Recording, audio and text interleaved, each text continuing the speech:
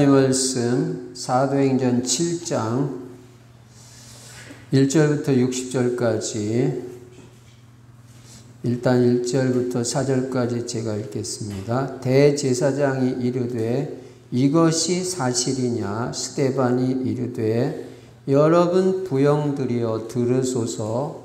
우리 조상 아브라함이 하란에 있기 전 메소포타미아에 있을 때에 영광의 하나님이 그에게 보여 이르시되 내 고향과 친척을 떠나 내가 네게 보일 땅으로 가라 하시니 아브라함이 갈대아 사람의 땅을 떠나 하란에 거하다가 그의 아버지가 죽음에 하나님이 그를 거기서 너희 지금 사는 이 땅으로 옮기셨느니라. 37절 보십니다. 이스라엘 자손에 대하여 하나님이 너희 형제 가운데서 나와 같은 선지자를 세우리라 하던 자가 곧 이 모세라. 47절 보십니다. 46절 다윗이 하나님 앞에서 은혜를 받아 야곱의 집을 위하여 하나님의 처소를 준비하게 하여 달라고 하더니 솔로몬이 그를 위하여 집을 지었느니라. 51절부터 보십니다. 목이 곧고 마음과 귀에 할례를 받지 못한 사람들아, 너희도 너희 조상과 같이 항상 성령을 거스르는도다. 너희 조상들이 선지자들 중의 누구를 박해하지 아니하였느냐? 의인이 오시리라 예고한 자들을 그들이 죽였고 이제 너희는 그 의인을 잡아준 자요 살인한 자가 되나니 너희는 천사가 전한 율법을 받고도 지키지 아니하였도다 하니라. 그들이 이 말을 듣고 마음에 찔려 그를 향하여 이를 갈거늘 스데반이 성령 충만하여 하늘을 우러러 주목하여 하나님의 영광과 및 예수께서 하나님 우편에 서신 것을 보고 말하되 보라 하늘이 열리고 인자가 하나님 우편에 서신 것을 보노라 한데 그들이 큰 소리를 지르며 귀를 막고 일제히 그에게 달려들어 성 밖으로 내치고 돌로 칠세 증인들이 옷을 벗어 사울이라 하는 청년의 발 앞에 두니라. 그들이 돌로 스데반을 치니 스데반이 부르짖어 이르되 주 예수여 내 영혼을 받으시옵소서 하고 무릎을 꿇고 크게 불러 이르되 주여 이 죄를 그들에게 돌리지 마옵소서 이 말을 하고 자니라. 아멘. 오늘도 예수만 그리스도이시고 그리스도는 십자가에서 죽으시고 부활하심으로 인간의 모든 문제를 해결하셨습니다. 다 이루었다 하신 분은 예수밖에 없습니다. 이 예수님은 모든 문제 해결자뿐만 아니라 이 그리스도 예수 안에는 창세기 1장 27절 28절의 축복 그리고 요한복음 10장 10절에 있는 대로 내가 온 것은 양으로 생명을 얻게 하고 더 풍성히 얻게 하려 함이니라. 그래서 영육간의 풍성한 축복이 그리스도 안에 다 들어있습니다. 이 모든 문제 해결자 모든 복이 되시는 예수 그리스도를 우리 인생의 주인으로 삼고 살면 다윗이 고백한 대로 여호와는 나의 목자시니 내가 부족함이 없으리로다. 부족함이 없는 인생이 되고요. 그리고 물이 변하여 포도주가 되어지는 기적의 인생, 재창조의 인생이 되어지고 하나님께서 우리 인생의 모든 것을 다 책임져 주시는 그런 응답과 축복을 누릴 수 있게 되는 것입니다. 그리고 우리 인생의 방향은 하나님의 방향인 세계복음화에다가 맞추고 우리는 오직 전도, 선교, 후대에 올인하는 것입니다. 우리의 후대들이 그리스도 제자, 전도 제자, 경제 제자, 강단 제자, 절대 제자를 세우는 것이 우리의 사명이라는 것을 분명히 깨달아야 됩니다. 그래서 우리 자녀들을, 우리 후대들을 제자로 키워야 돼요. 그리고 세계복음화하기 위해서 전성도가 다 전도 제자가 되어야 됩니다. 전도 제자는 날마다 전도자의 삶을 삽니다. 오늘의 말씀, 오늘의 기도, 오늘의 전도를 붙잡고 전도자의 삶을 날마다 실천합니다. 그러면 영적 상태가 좋아집니다. 영적 상태가 제일 중요해요. 영적 서밋이 되고 나의 전도, 하나님이 나에게 원하시는 전도, 나에게 딱 맞는 전도를 찾아서 약간 실천하면 하나님께서 정복자, 성공자의 축복을 주시는 것입니다. 그리고 금년에는 우리는 어쨌든 오기초의 응답을 받자. 아침에 기도해야 돼요. 아침에. 네. 아침 기도 시간을 놓치면 안 됩니다. 조금 더 일찍 일어나셔서 아침에 기도하는 시간을 꼭 확보해야 됩니다. 예. 다윗이 아침에 기도한다고 그랬어요. 예. 예수님이 새벽에 기도하셨어요. 그래서 아침에 늦게 일어나면요, 그거는 곤란한 거예요. 그래서 아침에 조금 일찍 일어나서 반드시 기도 시간을 갖고 성령 충만한 상태로 하루를 시작하는 것입니다. 어제 저녁에도 성전 이전을 위한 기도에서 말씀드린 대로 기도의 기준은 성령 충만이라고 했습니다. 그러니까 성령 충만할 때까지 기도하는 것입니다. 그리고 하루를 시작하고 금년에 만남의 축복을 누릴 수 있도록 제자 만나는 축복이 최고 큰 축복이죠. 그리고 여러분의 가정과 가문이 복음화돼야 되잖아요. 예. 누가 여러분 가정 가문을 위해서 기도하겠습니까? 복음 깨달은 여러분 외에는 기도할 사람들이 없어요. 그래서 우리는 가정 가문 복음화를 꼭 응답받아야 되는 것입니다. 그리고 여러분 가문의 영적 문제, 그거 반드시 치유받아야 되는데 복음밖에 없습니다. 복음의 각인 뿌리 체질을 통해서 여러분 윗대로부터 내려온 그 영적 문제 반드시 치유받아야 됩니다. 그러면 행복한 가정이 됩니다. 그리고 우리는 경제에도 응답을 받아야 됩니다. 다른 목적 하나도 없습니다. 복음과 교회와 세계복음화 하려면 물질에도 응답을 받아야 돼요. 당연히 축복을 받게 돼 있어요. 그래서 빛의 경제를 회복하고 오늘 일부 예배 때도 말씀드린 대로 우리는 지금 교회당 한 개 지금 응답을 이제 받고 인도받는데 사실 록펠러 같은 사람은 4,928개인가 그렇게 교회당을 건축했어요. 그러니까 저는 우리 후대 중에서 이 정말 경제로 헌신할 수 있는 그런 제자가 나오기를 간절히 기도하고 있는 것입니다. 우리 성도님들도 그런 제자가 돼야 되지만 우리가 성전 건축한다 그렇게 말할 때 우리 성도들이나 또 우리 후대들 중에서 렘넌트들 중에서 목사님 제가 헌신하겠습니다. 록펠러 같은 사람 한 사람만 나와도 교회당 몇천 개 짓잖아요. 저는 그걸 놓고 계속 기도합니다. 물론 록펠러에 대한 평가는 이렇게도 하고 저렇게도 합니다. 어쨌든 11조 많이 드렸잖아요. 그리고 교회당도 짓고 학교도 짓고 우리 후대 중에서 우리 교회에서 그런 물질로 헌신하는 후대들이 나올 줄로 저는 확실히 믿는 것입니다. 여러분들도 그렇게 기도해 주시기 바랍니다. 우리 교회에 그런 경제 제자들 나와서 멋있게 세계복음 할 수 있도록. 예. 왜 우리가 못 받겠어요? 얼마든지 받고도 남습니다. 그리고 우리는 응답 중에 응답, 성공 중에 성공이 전도가 되는 거죠.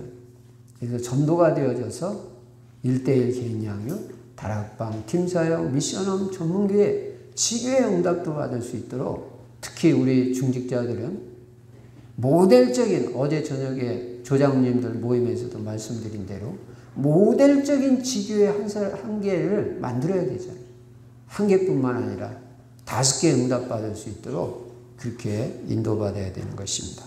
그리고 그리스도 하나님의 나라 성령 충만은 매일 누려야 되는 것입니다. 자, 이 말씀을 바탕으로 오늘 본문에 보니까요. 하나님은 전도자를 가장 귀하게 생각하십니다. 그리고 하나님은 전도 중심, 전도자 중심으로 세계 역사를 움직이십니다. 그래서 물론 다른 하나님의 자녀가 기도해도 응답하시지만 특별히 전도자가 기도를 하면 하나님은 특별히 역사를 하십니다. 그래서 여러분 전도자가 되고 전도 제자가 되라는 거예요. 그리고 전도자가 핍박을 받으면 특별히 축복을 해 주십니다. 그만큼 하나님은 전도자를, 전도제자를 귀하게 생각하시는 것입니다.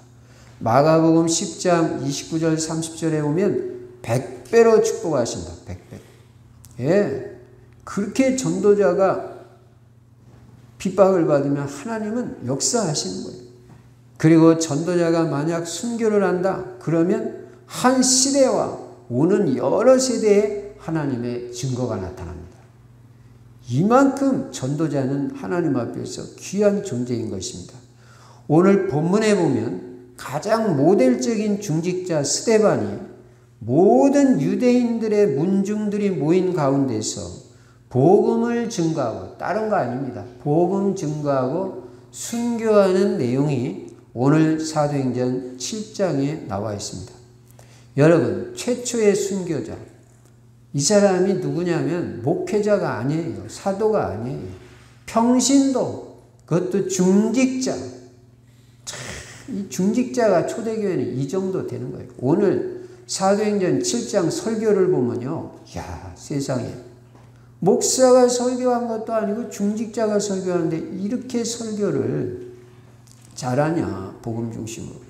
그런 생각이 드는 것입니다. 그럼 큰 첫 번째로 먼저 이 스데반이 설교한 내용을 살펴보겠습니다. 스데반은 유대인들이 가장 존경하는 인물 세 사람을 들어서 그들이 어떤 믿음을 가졌는지를 설교하고 있습니다. 유대인들이 가장 존경하는 세 인물이 누구냐면 아브라함, 모세, 다윗인 것입니다. 먼저 첫 번째로 아브라함의 믿음과 아브라함의 관심을 살펴보면요. 하나님은 아브라함이 메소포타미아에 있을 때 내 고향, 내 친척을 떠나 내가 네게 보일 땅으로 가라, 그렇게 말씀하십니다. 여러분, 하나님이 우리에게 뭘 하라고 말할 때는 우리에게 무슨 손해 주려고 하는 것은 절대 없다는 걸 알아야 돼요. 집 이사 가라, 그럼 축복해 주시려고 그러는 거예요. 성전 이전해라, 축복해 주시려고 하는 거예요. 우리가 물질로 헌신해라, 그러면 지출이 아니라 축복해 주시려고 그러는 거예요. 선교 현장에서 우리를 위해서 선교비에 목사님 헌신해 주세요. 그러면 그게 지출이 아니라 우리를 하나님이 축복하시려고 그러는 거예요. 아브라함을 떠나라고 할 때는 축복하시려고. 아브라함이 지금 여기 75년을 살아온 땅입니다. 그런 정든 땅, 뼈가 굵고 여기 모든 터전이 있고 삶의 터전이 있고 일가 친척들 다 모여 사는 그 동네를 하나님이, 그것도 뭐 젊은 날 떠나라는 것도 아니고 75년을 살아온 그 땅을 떠나라고 할 때 그냥 떠나라고 하겠어요? 하나님이 우리에게 메시지를 주실 때는 반드시 나를 축복하시려는 계획이 있다는 걸 깨달아야 됩니다. 그거를 빨리 눈치채야 됩니다. 그리고 헌신하는 것입니다. 순종하는 것입니다. 하나님이 아브라함에게 갈대아 우르를 떠나라는 것은 첫째는 저주, 불신앙, 우상에서 건져내시려고 하는 것이고, 그 땅에 살면 그 땅은 저주의 땅이고 우상 숭배하는 땅이에요. 그러니까 아브라함의 인생이 그 땅에서는 될 수가 없어요. 두 번째는 믿음의 조상으로 탁 삼으려고. 아브라함을 모델적으로 네가 믿음의 조상이다. 내가 너를 믿음의 조상으로 택했다. 그렇게 하시려고. 세 번째는 가족과 후손에게까지 복을 주시려고. 메시아가 올 땅에 가서 너 가족 정도가 아니라 네 후손까지 메시아의 언약을 붙잡고 축복을 받게 하시려는 하나님의 계획이 있는 거예요. 나아가서 네 번째는 모든 족속을 다 살리고 천하 만민이 아브라함을 통하여 복을 받으리라. 전도와 선교의 축복까지 누리게 하고 그 다음에는 예배의 축복을 누리게 하시려고 갈대아 우르 메소포타미아 그 땅을 떠나라는 거지. 그러니까 하나님이 강단을 통해서 말씀하시든지 무슨 말씀을 주시면요, 이해가 안 되더라도 여러분과 제가 그대로 순종을 하면요, 하나님은 엄청난 축복을 예비하시고 역사하신다는 걸 깨달아야 되는 것입니다. 근데 이 아브라함은 이 언약을 받았을 때 믿음으로 바로 실천을 해야 되는데 이게 여러 가지 생각해 보니까 이걸 해야 되냐 안 해야 되냐. 믿음과 불신앙 사이에서 왔다 갔다 하다가 언약이 희미해졌어요. 그래가지고 언약이 희미해지니까 무슨 문제가 오냐. 자녀와 후손들에게 문제, 자손들에게 문제가 오게 됐어요. 그래서 아브라함이 잠깐 언약이 희미해졌는데 그때 하나님이 뭐라고 말씀하십니까? 네 후손이 애굽에서 400년 동안 객이 되리라. 400년 동안 종살이 한다. 야, 여러분과 제가 언약을 붙잡아도 되고 안 붙잡아도 되고 그런 게 아닙니다. 그리고 언약이 뭐 확실해야 되고 대충 해도 괜찮고 그런 게 아닙니다. 언약을 놓친다거나 언약이 희미해지면 그리스도 세계복음화 강단 말씀 언약 놓치거나 희미해지면 내가 아니라 후대한테 문제가 온다는 걸 깨달아야 돼요. 아브라함이 언약 희미해질 때 네 후손이 애굽에서 종살이 할 거를 객이 되리라 나그네 될 걸 말씀하셨다는 거예요. 그런데 아브라함이 결국은 언약 성취를 체험해요. 하나님이 아브라함에게 무슨 약속을 하시냐면 내가 너에게 후손을 주겠다. 자녀를 주겠다. 약속하셨는데 기다리다 지쳤어요. 그래서 인본주의 한 차례 썼다가 그 불신앙의 결과로 지금까지 그 문제가 되잖아요. 이스마엘 후손 통해서. 그런데 아브라함이 하나님이 언약을 주신 지 25년 만에 그 언약이 성취되는 걸 체험을 했어요. 체험 알아요? 그냥 하나님이 언약을 이렇게 뭐 보여준 게 아니라 확실히 그냥 100살 된 할아버지한테 아들을 주셔버렸다니까요. 약속대로. 이야, 이 하나님은 능력의 하나님이고 기적의 하나님이구나. 100살에도 아들을 주실 수 있는 하나님. 여기서 언약 체험을 하고 하나님의 말씀, 언약을 절대 믿는 믿음, 하나님의 능력을 믿는 믿음을 확실하게 아브라함이 갖게 됩니다. 그 이후로는 아브라함이요 믿음이 확 성장합니다. 그래서 자식을 바치라고 해도 그 자식을 아낌없이 바칠 수 있는 하나밖에 없는 100세에 얻은 아들을 이삭을 바쳐버리잖아요. 이렇게 언약 체험이 중요해요. 여러분은 강단 말씀을 팍 붙잡고 매주마다 그 말씀이 성취되는 응답과 축복을 누릴 수 있는 그런 신앙의 사람들이 되시기 바랍니다. 그런데 이 아브라함의 신앙은 그럼 과연 어떤 신앙이었냐? 요한복음 8장 56절에 분명히 말합니다. 요한복음 8장 56절. 한마디로 이 유대인들 이스라엘이 존경하는 아브라함의 신앙은 오실 메시아를 바라보는 신앙이에요. 장차 구원자 예수 그리스도 보내준다. 하나님이 약속하실 때 그 오실 메시아, 오실 그리스도를 몇천 년 전에 바라보면서 그걸 기뻐하고 구원자가 오신다. 그 오실 메시아를 바라보고 그 오실 메시아를 믿었다는 거예요. 그 믿음으로 구원받은 거라는 거예요. 결국 아브라함의 신앙이 뭐냐? 예수 그리스도, 메시아 신앙, 그리스도 신앙. 아브라함이 이 신앙을 가졌다는 거예요. 그 유대인들 앞에서 그걸 말하는 거예요. 너희들이 존경하는 그 아브라함 있지? 그분이 너희들은 그 오실 메시아 그리스도를 몰라보고 또 미워하고 십자가에 죽였지만 아브라함은 사실 너희들이 존경하는 그 아브라함은 예수 그리스도 믿은 분이다. 너희들도 이 예수를 회개하고 예수 믿고 구원받으는 그 설교예요. 그 다음에는 이제 두 번째로 모세에 대해서 또 설교를 합니다. 모세는 어떤 사람입니까? 애굽 왕궁에서 40년을 자랐어요. 모세는 근데 사람의 방법으로 이스라엘을 구원해 보려고 했어요. 그러다가 실패하고 말은 거예요.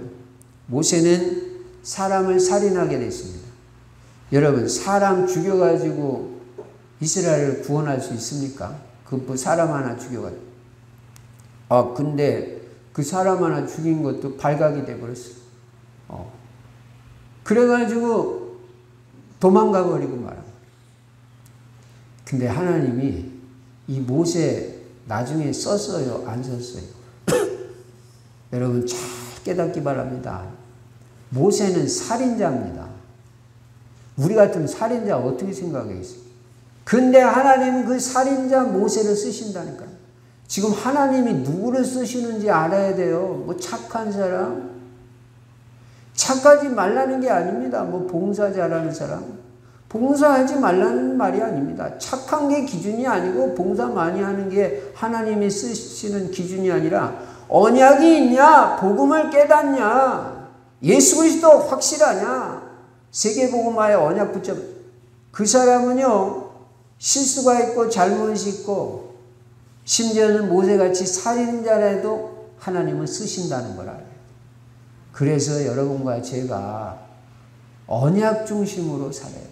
착하지 말라는 게 아니에요. 하나님이 살인자를 쓰시고 베드로는 예수 모른다고 하고 도망갔는데도 하나님이 예수님이 찾아가셔가지고도 그 베드로한테 사명을 주고 다시 쓰시잖아요. 여러분이 평생 쓰임받는 비밀은요 오직 예수 그리스도 신앙, 복음 신앙밖에 없다는 걸 알아야 돼요. 그래서 그거를 각인시키고 뿌리 내리고 체질화시켜서 그냥 완전 복음, 오직 복음, 복음 충만,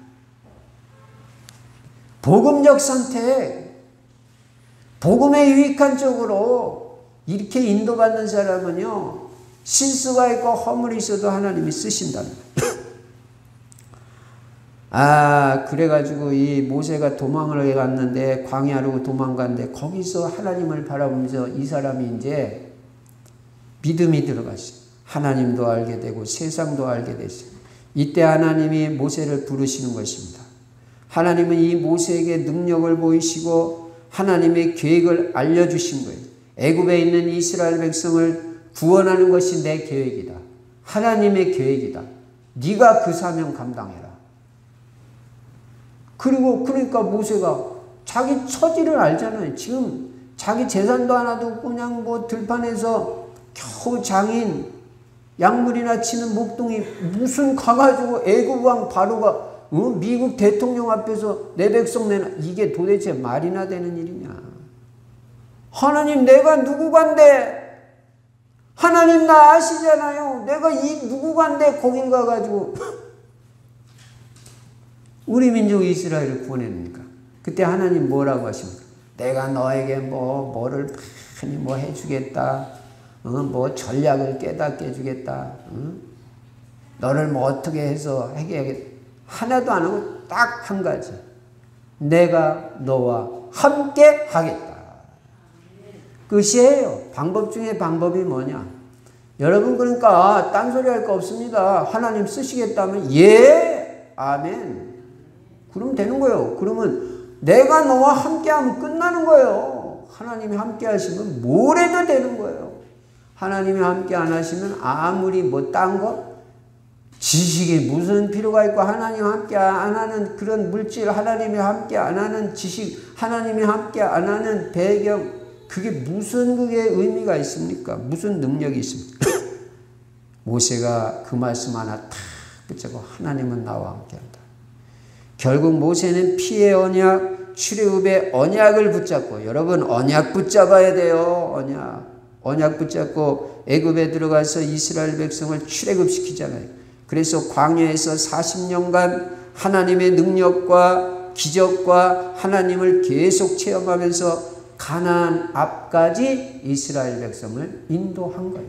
거기까지가 모세의 사명이에요. 자, 그러면 이스라엘 사람들이 존경하는, 유대인들이 존경하는 이 모세의 신앙은 어떤 신앙이에요? 조금 전에 본문에서 읽은 대로 사도행전 7장 37절 보시면요, 이스라엘 자손에 대하여 하나님이 너희 형제 가운데서 나와 같은 선지자를 세우리라 하던 자가 곧 이 모세라. 모세가 그렇게 말했다니까요. 하나님이 너희 형제들 가운데 나와 같은 선지자를 세울 것이다, 이렇게 예언을 했다. 나와 같은 선지자가 누구냐면 그게 바로 오실 메시아 예수 그리스도를 말한 것이다, 그 말이에요. 예, 그래서 이번 주에는 이 구절을 암송해야 돼요. 결국 모세의 신앙은 그리스도 신앙이에요. 예, 나와 같은 선지자, 곧 예수 그리스도를 바라보는 신앙이었다. 그리스도를 바라보는 신앙인마다 승리합니다. 이걸 유대인들이 지금 문중들이 모여있는 데서 그걸 말해. 너희들 모세 율법 좋아하지? 율법 지킨다고 뭐 너희들은 율법 잘 지킨다고 뭐 그렇게 하지? 그 모세, 너희들이 그렇게 존경하는 모세의 신앙이 뭔지 아냐? 너희들이 십자가에서 죽인 그 예수 그리스도를 믿는 신앙이었다. 이 유대인들아, 정신 차리고 깨달아라. 그렇게 지금 메시지를 한 거예요. 세 번째는 다윗의 믿음과 관심에 대해서 말해요. 이 유대인들, 이스라엘 사람들은요, 자녀들에게 다윗 얘기를 자꾸 해준다니까요. 그 다윗을 존경하니까. 그럼 다윗은 오늘 보면 44절부터 46절에 보면 다윗의 신앙은 어떤 신앙이냐면, 다윗은 늘 하나님에 쳐서 성막, 성전을 생각한 거예요. 이 신앙이에요. 여러분 그렇습니까? 다윗의 관심은 시편 27편 4절에도 말했어요. 오늘 제가 오늘 예배의 부름에서도 시편 84편에서도 말했잖아요. 궁정에서 첫날을 있는 것보다 성전에 문지기로 하루를 있는 것이 더 낫다는 신앙이, 그런 신앙. 다윗은 그냥 궁중에 있으면서도 생각은 교회 생각밖에 없는 거예요. 교회당, 성전, 교회, 이 생각밖에 없어요. 그래서 그냥 교회에서 살고 싶고 그냥 교회에서 일하고 싶고 그냥. 내가 교회에서 하루를 주보를 나눠주는 문지기로 써 있어도 궁중에서 첫날을 사는 것보다 더 낫다는 신앙이 다윗의 신앙이에요. 그럼 여러분 구약에서 이 성전이 뭘 말하는지 압니까? 성전, 성막? 이 성막과 성전은요, 사실 예수 그리스도를 예표하는 거예요. 그걸 보여주는 거예요. 그게 어디 그런 말이냐? 요한복음 2장 13절부터 22절에 보면은 그런 말씀이 나와 있습니다. 다윗은 얼마나 이 성전을 사모했든지 하여간 성전 건축하려고 아주 몸부림을 친 사람이에요. 모든 걸 다 모아가지고 성전 건축할 그 헌금을 준다. 그래 자기가 지으려고 그러는데 하나님이 너는 피를 너무 많이 흘렸어. 다시 말하면 뭐예요? 전쟁을 너무 많이 해서 너 지을 수 없다. 네 아들이 지을 것이다. 그래서 결국은 솔로몬, 그의 아들 솔로몬이 이 성전을 짓게 됐다는 거예요. 결국 다윗의 관심, 성전, 그 성전은 예수 그리스도를 예표하는 것이다. 결국 다윗의 관심은 오실 메시아 예수 그리스도에게 있었던 것입니다. 그거 말고도요, 시편 16편 8절부터 10절에 보면 이 다윗은 예수 그리스도의 부활까지 예언했잖아요. 이 사람의 신앙이 예수 그리스도의 신앙이라니까요. 이렇게 스데반이 이 세 사람을 들어서 지금 설교한 거예요. 그게 1절부터 49절까지. 예. 그러니까 스데반 설교의 핵심은 뭐냐면 바로 예수 그리스도라고. 여러분도 어디 현장에서 설교하고 말씀 전할 때는요, 스데반 같이 예수 그리스도 중심의 메시지를 해야 돼요. 이 예수 그리스도를 설명하려고 구약의 인물들과 역사를 쫙 인용한 거예요. 그런데 너희들은 지금 어떠냐?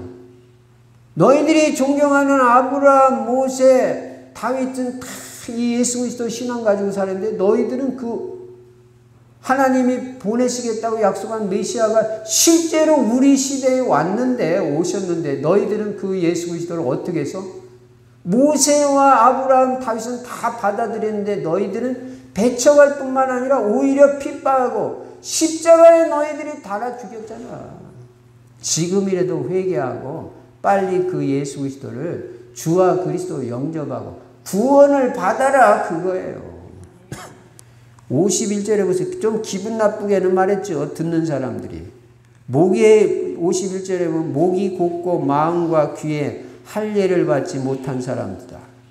너희도 너희 조상과 같이 항상 성령을 거스르는도다. 얼마나 기분 나쁜 말이지. 너희들 목이 뻣뻣해. 여러분 기분 좋게 해서 이런 소리 들으면 너희들 목이 뻣뻣하고, 다시 말하면 목을 숙일지도 몰라. 너 교만한 인간들이야. 이런 식입니다.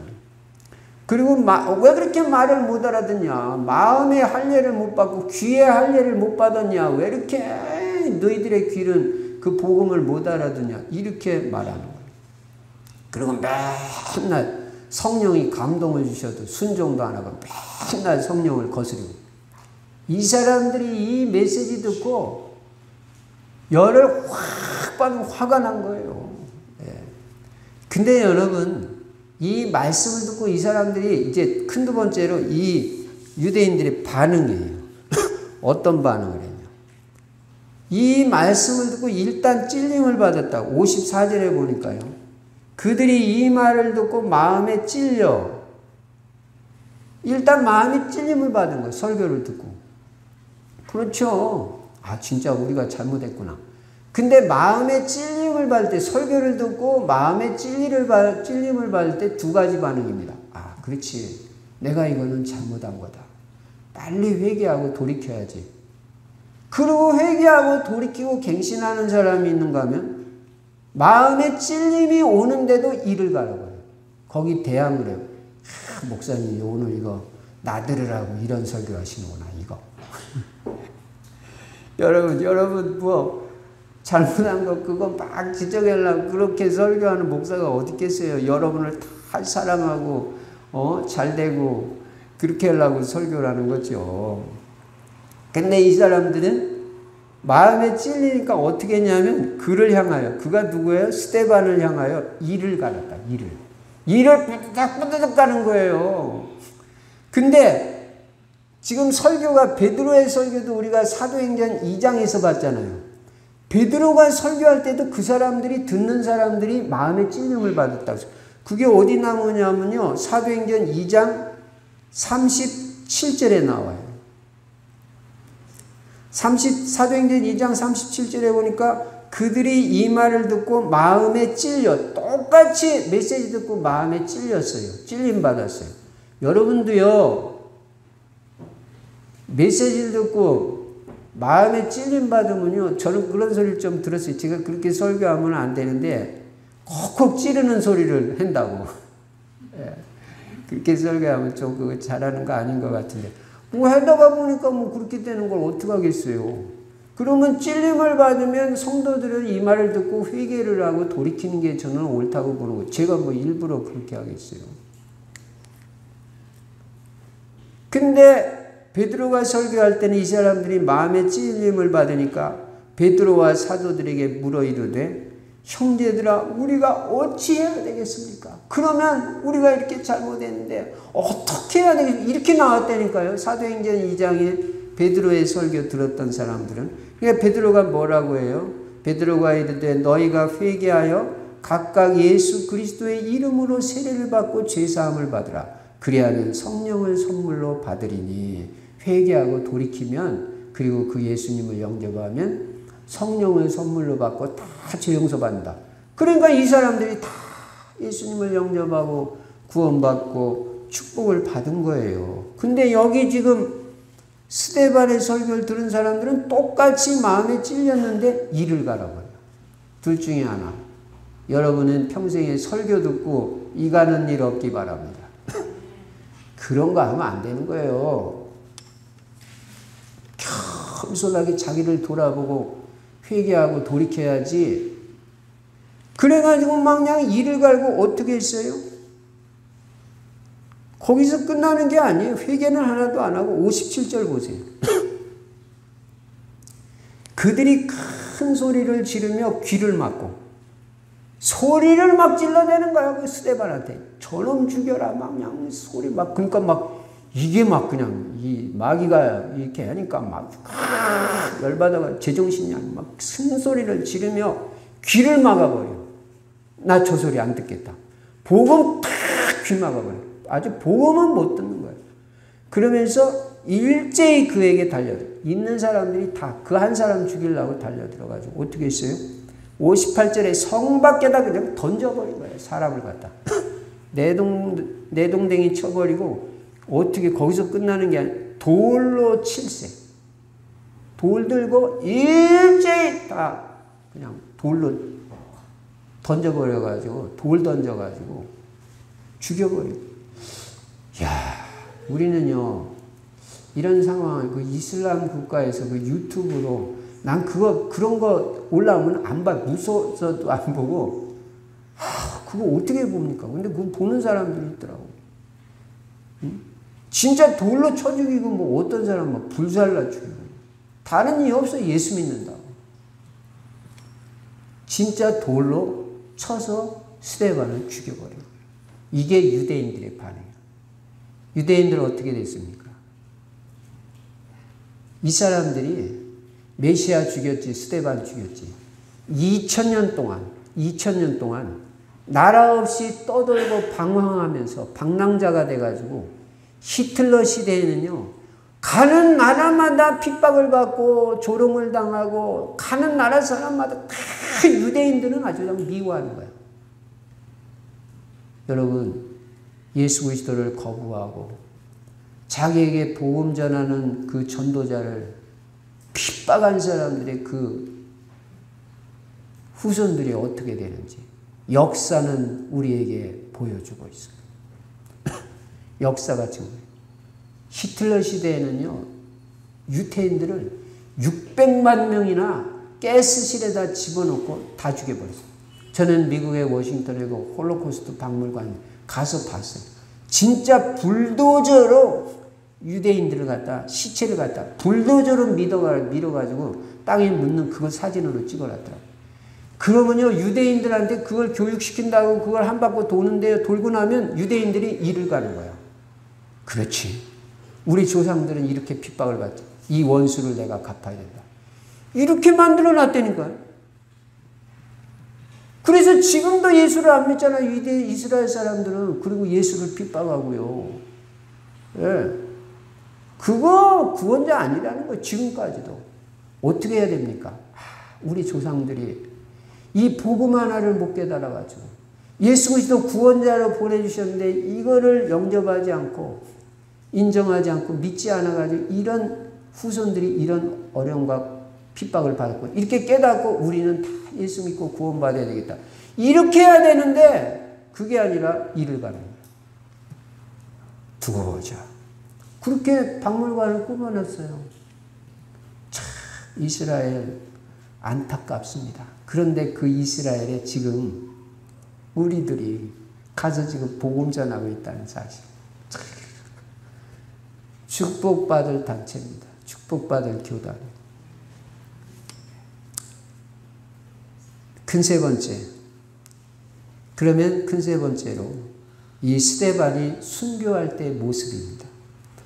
첫째는 스데반의 설교 내용. 두 번째는 유대인들의 반응. 이를 갈고 돌로 쳐 죽이고 후손까지 고통을 당한 결과를 가져. 큰 세 번째는 이 스데반이 그러면 돌 맞아서 죽을 때 순교할 때 모습이 어떠했나. 우리 그걸 살펴볼 필요가 있습니다. 55절에 보시면요. 스데반이 성령 충만하여. 이야, 스데반은 죽을 때 모습이 성령 충만했어요. 우리 인생도 이렇게 돼야 돼요. 여러분, 이게 뭐 평소에 성령 충만 안 하는 사람이 죽을 때 되면 성령 충만합니까? 그럴 리가 없어요. 네, 여러분이 평소에 성령 충만하게 살아야 하나님 앞에 갈 때도 성령 충만하게 가는 겁니다. 분명히 스데반은 성령 충만했다고 앞에 분명히 말했어요. 성령 충만한 사람을 중직자를 세운 거예요. 은혜 충만하고 권능 충만하고 성령 충만하고 믿음 충만했다. 평소에 성령 충만하게 살다 보니까 갈 때도 하나님 앞에 갈 때도 성령 충만하게 가는 거예요. 여러분 우리가 사는 것도 중요하지만 갈 때도 다른 후손들이 볼 때 은혜가 돼야 돼요. 그래가지고 어떻게 했어요? 하늘을 우러러 주목하여 하늘을 바라보는 거예요. 응? 죽을 때 모습이에요. 그러면서 뭐라고 그래요? 하나님의 영광과 및 예수께서 하나님 우편에 서신 것을 보고 하늘의 영광을 바라봐. 죽으면서. 그리고 하나님을 바라보고 예수님이 하나님 우편에 서신 것을 봤다고. 여러분 우리가 조금 전에도 사도신경 했잖아요. 전능하사 천지를 만드신 하나님 아버지를 믿사오며 하늘 보좌 우편에 계시다가 저리로서 산 자와 죽은 자를 우편에 앉아 계시다가 저리로서 산 자와 죽은 자를 심판하러 오시리. 분명히 사도신경이 뭐라 하냐면 예수 그리스도가 위치가 어디냐? 하나님 보좌 우편에 앉아 있다고 그랬잖아요. 근데 이 설교에서 이 지금 내용은 뭐예요? 예수 그리스도가 하나님 우편에 서 있다고 그랬어. 서 있다. 지금 스데반은 예수 그리스도가 서 있는 모습입니다. 여러분 예수님이 앉아 있다가 아무 때나 일어납니까? 우리가요 축구 경기를 보다가 우리나라가 정말 중요한 결정적인 순간에 골을 넣으면요 못 앉아 있어요. 다 일어나서 박수를 치고 와. 예수 그리스도께서 이 스데반이 얼마나 사랑스럽고 귀하고 맞다 스데반아 너는 진짜 올바른 일 했고 내가 원하는 그 일을 했다. 진짜 감사하다. 그래가지고 앉아있을 수가 없어서 예수님 팍 일어나가지고 막 스데반을 막 순교할 때 막 응원하는 박수를 치는 거야. 스데반 내가 너를 받아준다. 너 진짜 잘했다. 너 진짜 전도자다. 너 진짜 멋있는 중직자다. 스데반아. 예수님이 하늘 보좌 우편에서 일어나. 그걸 스데반이 바라고. 이야. 리빙스턴은요. 아프리카를 복음화했는데 그 사람 어떻게 죽은지 알아요? 아프리카를 위해서 기도하다가 이렇게 죽었어. 기도하다. 그냥 그 모습으로. 이야.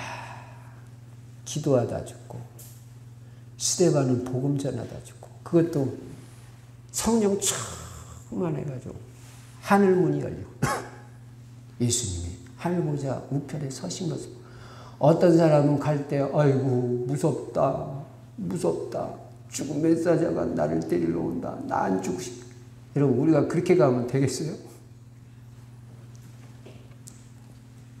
주의 천사가 나를 부르었다.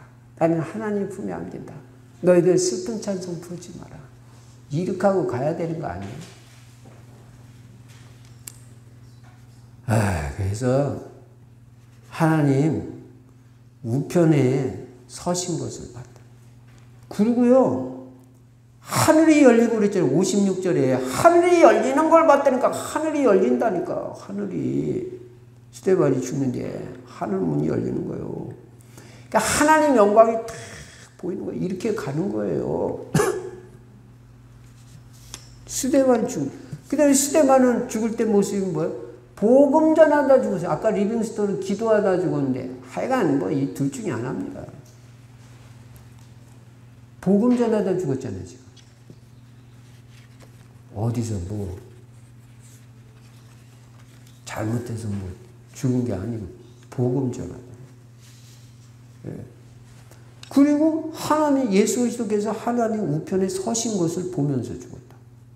그러면서 스데반은 또 어떻게 하면서 죽었어요? 기도하면서 죽었어요. 기도하면서. 여러분 이렇게 가야 됩니다. 가도. 그러니까 59절에 보니까 그들이 돌로 스데반을 치니 스데반이 부르짖어 이르되 주 예수여 이 영혼을 받으시옵소서 하고 무릎을 꿇고 크게 불러 이르되 주여 이 죄를 그들에게 돌리지 마옵소서 이 말을 하고 자니라. 어쩌면 그렇게 예수님이 돌아가실 때 기도하는 것과 똑같아. 예수님 십자가에 못 박은 자들 하나님 저들이 몰라서 저짓을 하니까 저들의 죄를 용서해 주십시오. 이야 참 그리스도의 사랑이 이 정도입니다. 자기를 죽이는 자들을 용서합니다. 하나님 용서해 주세요. 스데반도 똑같아요. 돌 맞으면서 하나님 저들이 몰라서 저럽니다. 저들의 죄를 용서해 주십시오. 이 죄를 그들에게 돌리지 마세요. 하나님. 이야, 참 복음 위대해요. 복음. 여러분 누구 미워하지 마세요. 그거 복음 아니에요. 나 너 용서 못해. 그런 소리 하지 마세요. 여러분 뭐 돈 얼마 떼먹었습니까? 그리고 여러분한테 무슨 욕을 그렇게 했습니까? 그걸 용서를 못합니까? 자기를 돌로 쳐서 죽이는 자들은 저들의 죄를 사하여. 이게 복음이라고요. 복음은요 어마어마한 능력이 있는 거예요. 용서 못할 사람이 없어요. 과거 상처 어제 저녁에도 말한 대로 그 올무에서 벗어나야 됩니다. 과거 상처, 현재 문제, 미래에 대한 염려 그게 올무라니까요. 거기에서 벗어나야 된다니까요. 과거 사람 때문에 상처 그걸 용서를 못해요.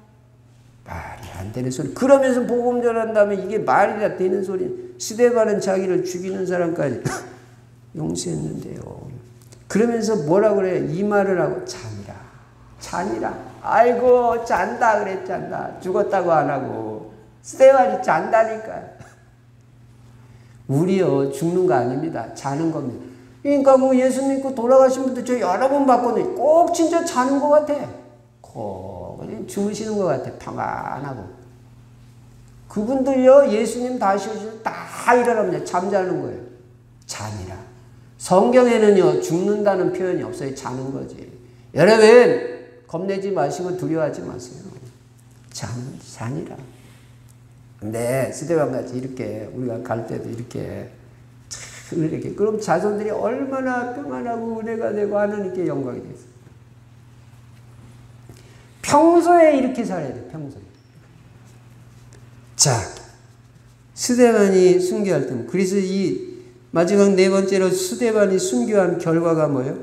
8장 이제 다음 주부터 볼 텐데 8장으로 넘어가니까 온 사마리아로 유대 전역으로 그냥 복음이 확 확산돼. 한 사람 순교했는데 400년 9장에 보니까 사울 같은 대인물이 돌아오고 말이에요. 이 스데반 순교 이후에. 그 다음에 400년 11장에 가니까 말이에요. 이 스데반은 순교로 인해서 막 뿔뿔이 흩어지는 거예요. 사실은 복음을 선교를 안 하니까 하나님이 이런 일을 통해서 그냥 다 흩어버리는 거예요. 사실 선교 안 하면 안 되는 겁니다. 이게 하나님 싹 다 흩어버리니까 그냥 안디옥까지 간 사람들이 세운 교회가 시대적으로 역사적으로 가장 모델적인 안디옥 교회가 세워지잖아요. 이게 스데반 순교 때문에 그 결과로 다 일어난 거라. 한 사람이 전도자가 순교할 때 이런 어마어마한 축복과 역사가 있다. 결론입니다. 우리도 이 한 시대에 살면서 스데반 같은 그런 모델적인 중직자가 되고 모델적인 전도자가 되어야 되는 것이고 그러면 스데반의 이 신앙은 어떤 신앙입니까? 결론적으로 한마디 딱 말씀드리면 일사각오의 순교적 신앙. 우리 시대는 순교하는 시대는 아닙니다. 대한민국에서 예수 말한다고 순교는 당한 사람이 있어요. 물론 특별한 이슬람 국가, 공산주의 국가에서는 순교 당하는 경우가 있죠. 그러나 우리는 순교 상황은 아니에요. 그렇지만 신앙은 순교적 신앙을 가져요. 주기철 목사같이 일사각오. 한 번 죽는 것이 한 번 죽는 거지 두 번 죽는 거예요. 일사각오의 이 순교적 신앙. 특히 이 마지막 시대 때 이런 신앙 없이는 안 돼요. 자타하게 무슨 뭐 때문에 교회 못 가. 아이고 참. 일사각오의 순교적 신앙을 가져야 결국은 이 코로나 시대고 뭐고 다 이거 마지막 재앙 시대 다 넘어가는 거지.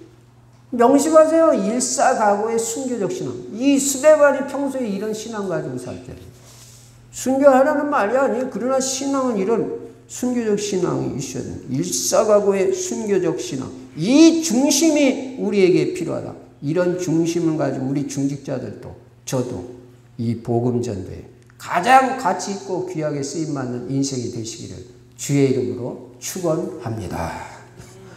살아계신 우리 아버지 하나님 감사합니다. 스데반을 통해서 이 중직자의 모델이 무엇인지, 어떤 인생을 살고 어떤 메시지를 해야 되는지 분명히 깨닫게 해주셔서 감사합니다. 그리고 신앙의 모습은 어떠해야 되는지 깨닫게 해주셔서 감사합니다.